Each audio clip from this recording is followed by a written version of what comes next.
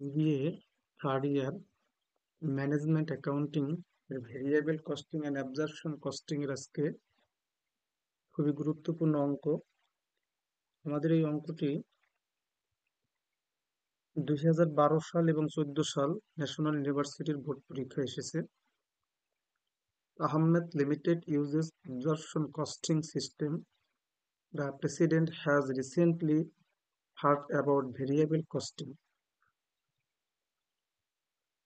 However, he replies you the following data.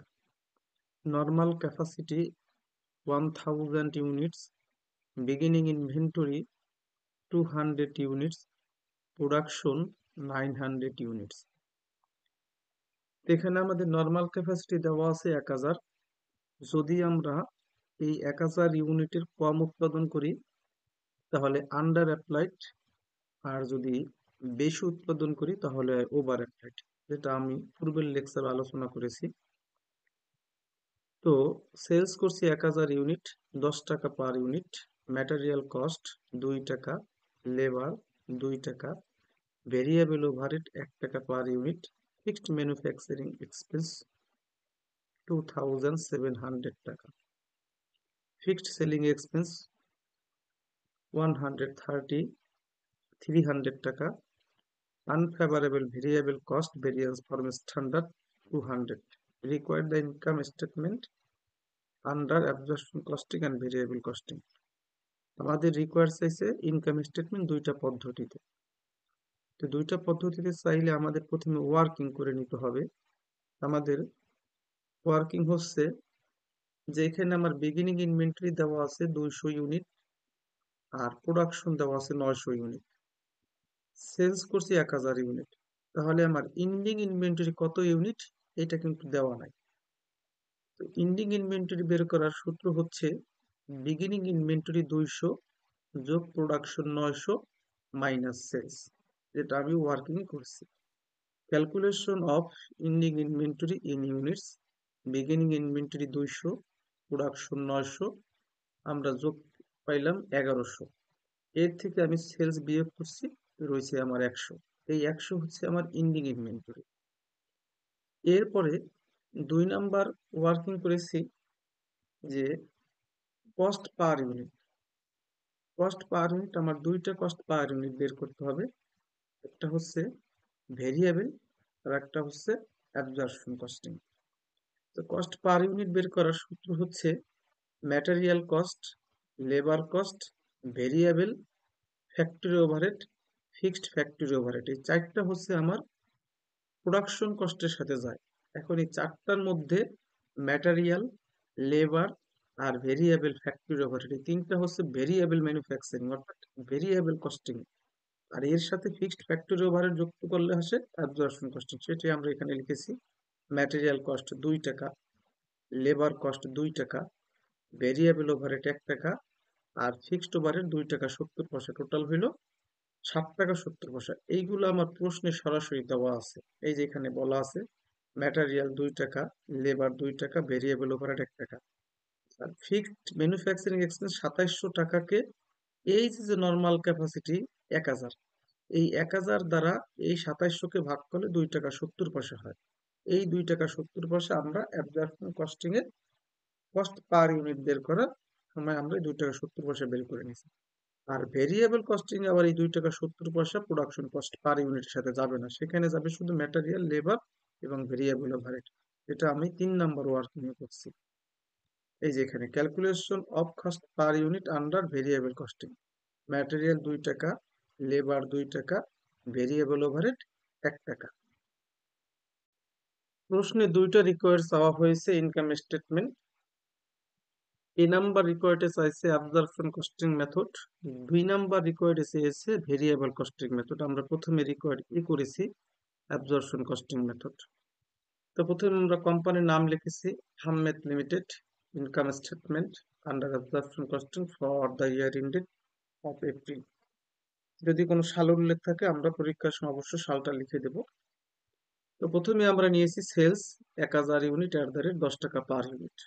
এইটা আমার প্রশ্নে সরাসরি বলে দিছে, যেখানে বলছে সেলস 1000 ইউনিট 10 টাকা পার ইউনিট। তাহলে এই 1000-কে 10 দ্বারা গুণ করলে আসে 10,000 টাকা। এর থেকে আমরা বাদ দেব কস্ট অফ গুডস সোল্ড। তো প্রথমে আমরা নেব বিগিনিং ইনভেন্টরি 200 ইউনিট, যেটা আমার প্রশ্নে সরাসরি বলছে বিগিনিং ইনভেন্টরি 200। আর অ্যাবজর্পশন কস্টিং মেথডে আমরা ওয়ার্কিং 2-তে রেট পেয়েছি 60 টাকা 70 পয়সা। এই 200 ইউনিটকে 60 টাকা 70 পয়সা দ্বারা গুণ করলে আসে 1540 টাকা।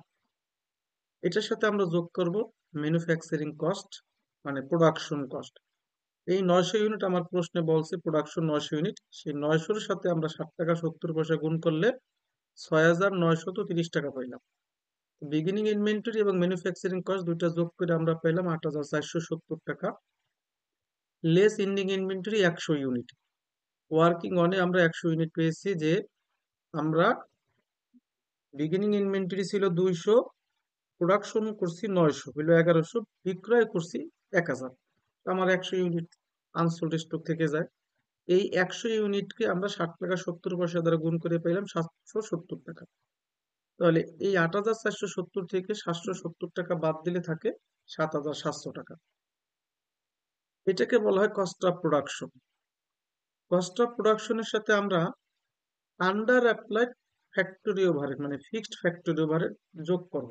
এটা কখন হয়? যদি আমার প্রশ্নে নর্মাল ক্যাপাসিটি দেওয়া থাকে, নর্মাল ক্যাপাসিটির থেকে যদি কম উৎপাদন করি তাহলে আন্ডার অ্যাপ্লাইড, আর যদি বেশি উৎপাদন করি তাহলে over applied.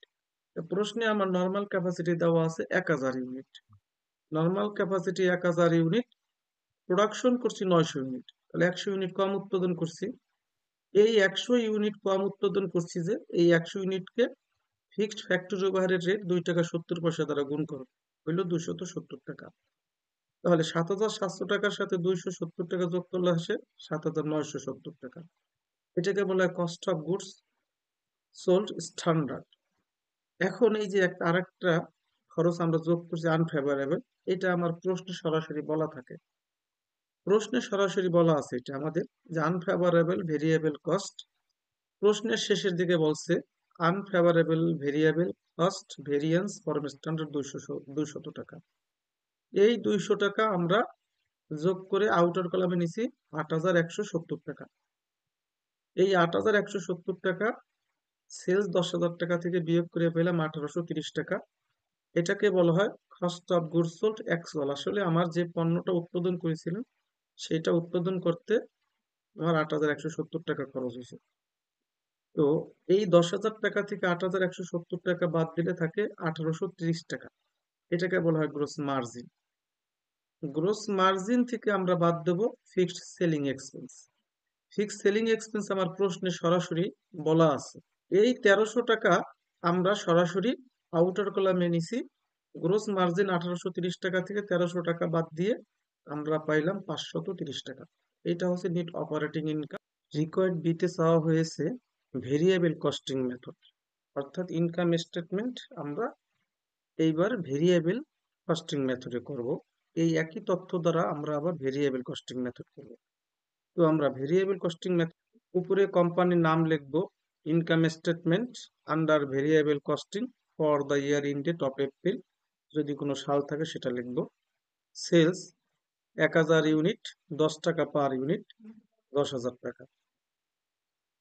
Less variable cost of goods sold, beginning inventory 200 unit, 5 টাকা পার ইউনিট।